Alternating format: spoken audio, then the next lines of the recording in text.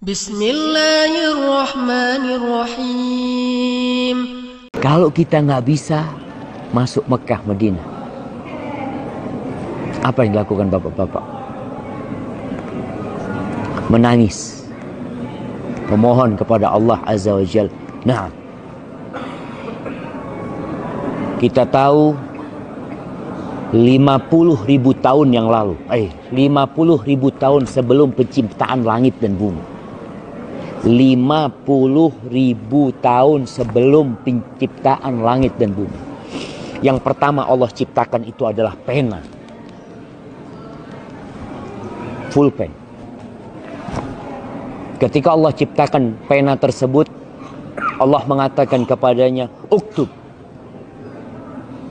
kalian tulis. Kamu tulis.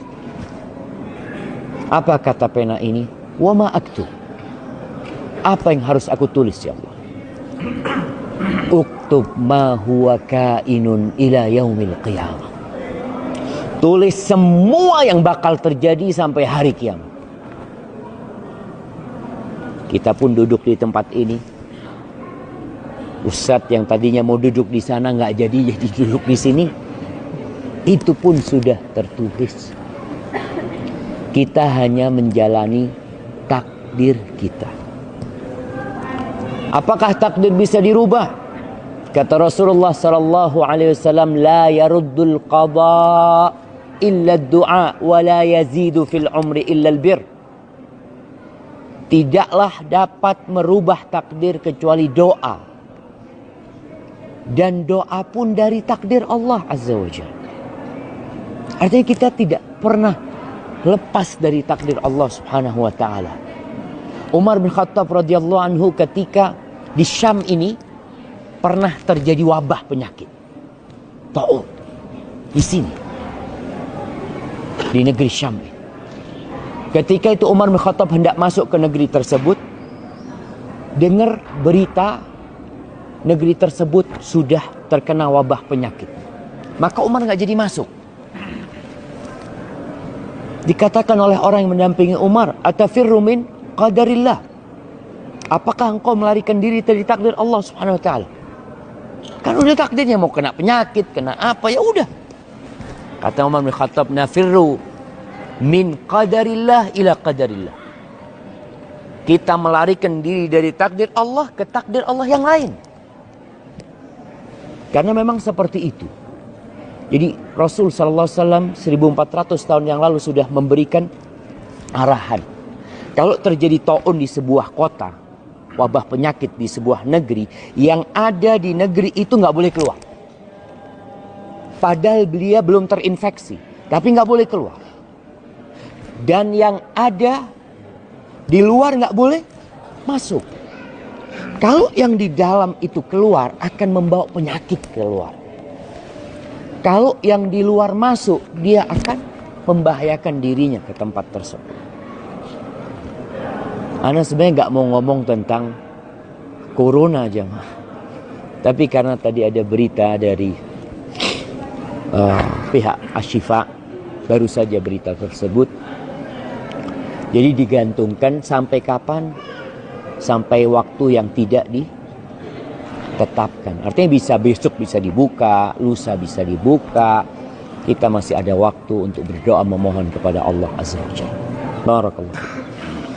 Jamaah rahimakumullah. Setiap pagi Rasulullah sallallahu alaihi wasallam berdoa. Ana tidak berhenti menyampaikan hadis ini. Apa doa Nabi SAW? Beliau meminta 3 hal. Dan ana yakin semua jamaah udah hafal tuh doa. Apa doanya? Allahumma inni as'aluka ilman nafi'an wa rizqan tayyiban wa amalan mutaqabbalan. Ya Allah, aku memohon kepadamu ilmu yang bermanfaat.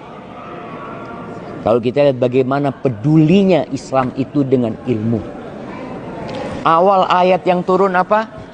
Iqra Awal ayat turun di negeri yang tidak ada sekolahan, nggak ada perkuliahan, di sebuah kampung yang terkenal dengan buta huruf.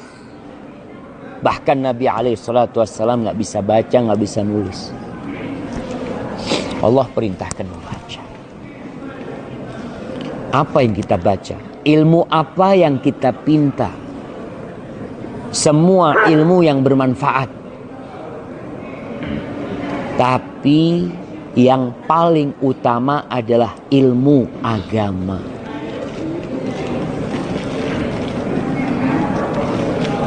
Pagi ini kita belajar ilmu agama. Kita melihat di Indonesia. Dan mungkin juga di Palestina. Mungkin juga di negeri-negeri yang lainnya. Kepedulian kepada ilmu agama itu sangat minim sekali.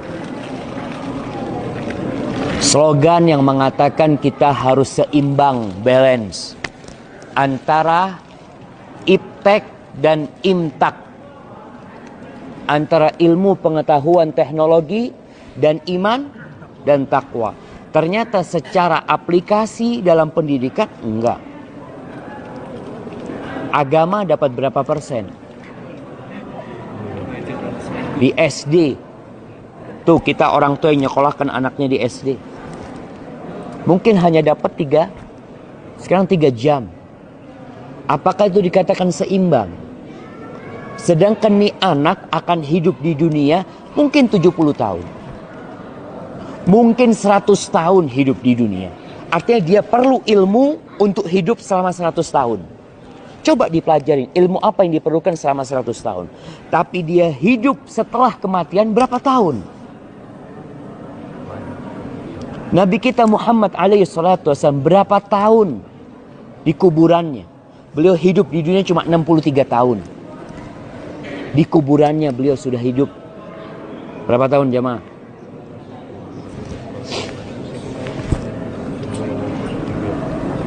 Nabi SAW meninggal tahun berapa? 13. Tahun 11 Hijriah. 11 Hijriah. Nah, berapa tahun yang lalu? 1430. Ya, 1430. Kita ini sejak pakai handphone, pakai kalkulator jadi susah ngitung-ngitung jemaah. 1430 tahun yang lalu beliau hidup di kuburan. Di alam barzakh sana. Mendapatkan nikmat dari Allah Azza wa Jalla. Apakah kita mau berpikir hanya untuk kehidupan yang 70 tahun? Kita nggak mau berpikir ketika dikubur nanti. Apa yang harus Anda lakukan di sana? Orang belajar bagaimana membuat rumah di dunia. Tapi tidak pernah berpikir bagaimana dia memiliki kuburan yang luasnya 1 hektar. Yang luasnya 2 hektar. Yang luasnya sepanjang mata memandang. Itu orang yang beramal soleh di kuburannya, subhanallah. Kuburan yang sempit yang kita lihat di Jakarta, orang sekarang sibuk bikin kuburan besar-besar. Ada apa yang besar-besar di Jakarta?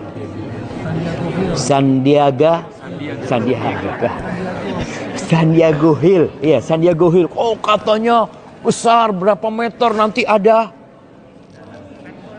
kolam renangnya. Entah apa yang dibikin sama mereka. Karena dia tahu, ini orang kaya raya di dunia. Masa dikasih cuma 1 kali 2 meter? Ini orang punya tanah mungkin ada 100 hektar. Mungkin dia punya lahan sebesar ribuan hektar. Masa setelah mati cuma dikasih lahan seperti itu? Keluarganya mulai berpikir, kasih yang besar dong. Berapa? Ya 1 hektar nggak apa-apa. Mungkin orang dikubur 1 hektar jemaah. Ini kuburannya fulan. Secara logika orang akan mengatakan ini orang nggak waras. Hanya untuk tubuhnya. Dia kurung lahan sebesar 1 hektar, tubuhnya ditaruh di sana. Karena dia tidak berpikir ada cara membuat kuburan luas, ada. Bagaimana kuburan ada AC-nya, ada caranya. Ilmunya bukan ilmu dunia. Ilmu agama. Ya Ustadz ngomong gitu karena Ustadz belajar agama. Islam juga peduli dengan ilmu yang umum. Iya. Cuma Rasul SAW mengatakan, Man yuridillahu bihi khairan yufaqihu fid din. Siapa saja orang yang Allah ingin kebaikan buat orang itu, Allah ingin kebaikan buat orang itu, Allah bikin orang itu mendalami dan memahami ad-din, agama. Sekali lagi anak katakan, semua ilmu yang bermanfaat pelajarin. Tapi jangan lupa sama ilmu agama. Karena ilmu agama ini akan mengantarkan kita dalam kehidupan yang panjang sekali. Bahkan kalau kita bicara kewajiban, menuntut ilmu itu kewajiban. Talabul ilmi faridatun ala kulli muslim. Menuntut ilmu itu kewajiban buat setiap muslim. Banyak orang tua berpikir kewajiban makanya anaknya wajib sekolah 9 tahun. Dan itu mungkin dipraktekkan oleh negeri kita. Wajib belajar selama 9 tahun. Islam sudah 1400 tahun yang lalu mengatakan wajib setiap muslim menuntut ilmu. Wajib menuntut ilmu. Ilmu apa? Ilmu agama. Ilmu umum pelajarin. Ilmu umum itu jamaah bisa jadi ada yang fardu kifayah. Ada yang wajib dipelajarin, tapi nggak semuanya harus belajar. Umpamanya dokter, apa semuanya harus jadi dokter? Enggak. Tapi kalau belajar agama, semuanya wajib belajar agama. Tapi nggak harus jadi ustadz, enggak. Belajar agama yang diperlukan. Anak ini mau sholat ustadz, ya belajar sholat. Anak mau umroh, kenapa ada manasik umroh? Wajib buat setiap yang mau berangkat umroh untuk belajar tentang umroh. Kenapa ada manasik haji diajarkan? Karena wajib bagi setiap muslim yang mau berangkat haji untuk punya ilmunya tentang haji. Dia mau haji, anak mau ngapain haji di sana? Anak mau umroh, anak mau ngapain umroh? Anak ke Masjidil Aqsa, anak mau ngapain di situ? Ada ilmu-ilmu yang wajib dipelajari.